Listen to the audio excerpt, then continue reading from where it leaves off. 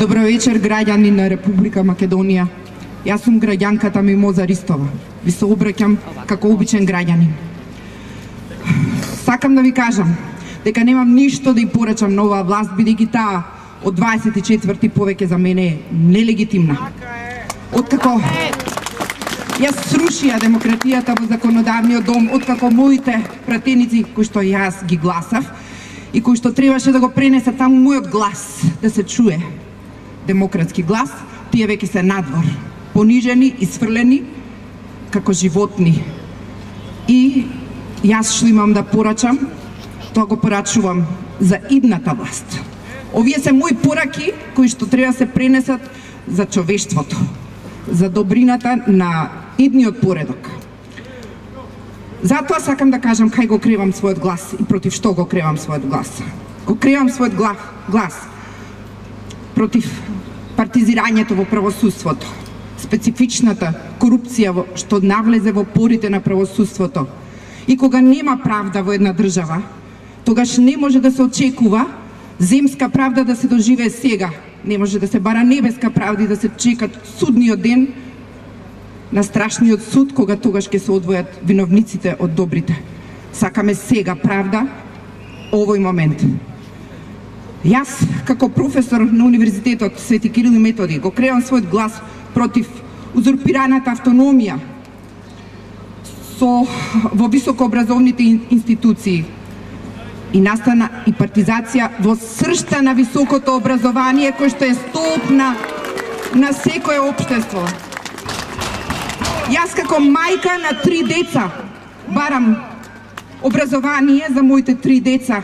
Барам образование кој што ќе креира креативни, слободумни и граѓански ориентирани луѓе кои што ќе сакаат да живеат во соживот со своите собеседници, односно своите сограѓани од албанска, турска, српска, хрватска,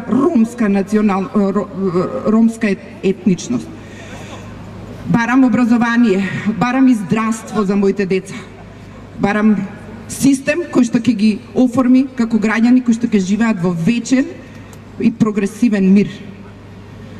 Барам вработување за младите преку филтерот на квалитетот и преку успехот нивни, а не преку партиската книшка на ДПМНЕ.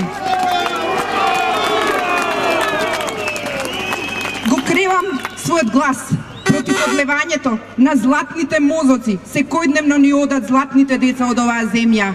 Бараат среќа на друго место.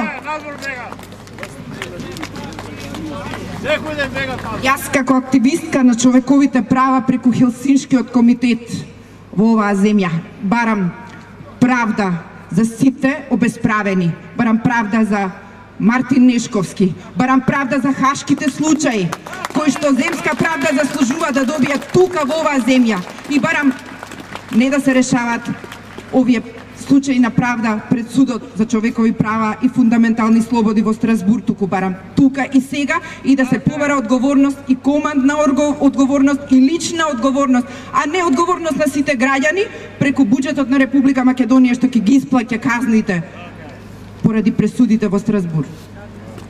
Го кревам својот глас и како автор на учебници, го кревам својот глас против оние сите неквалитетно преведени учебници кои што беа едноставно перење пари на владачката гарнитура.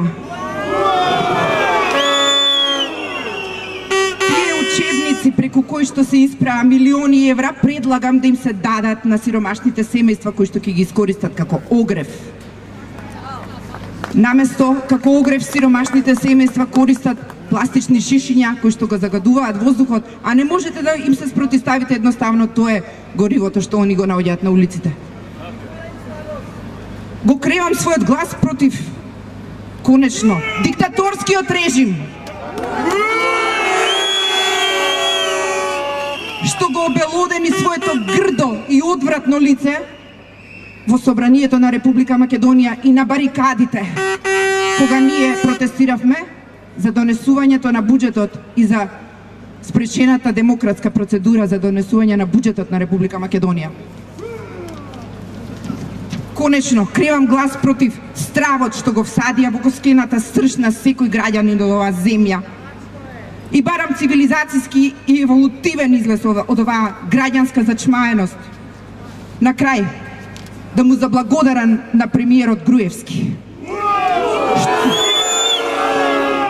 што со својот режим ми помогна да ги најдам луѓето со интегритет, дигнитет и граѓанска свест, а истовремено да се дистанцирам од луѓето безрбетници, од луѓето супозиториуми кои што секојдневно ме окружувале.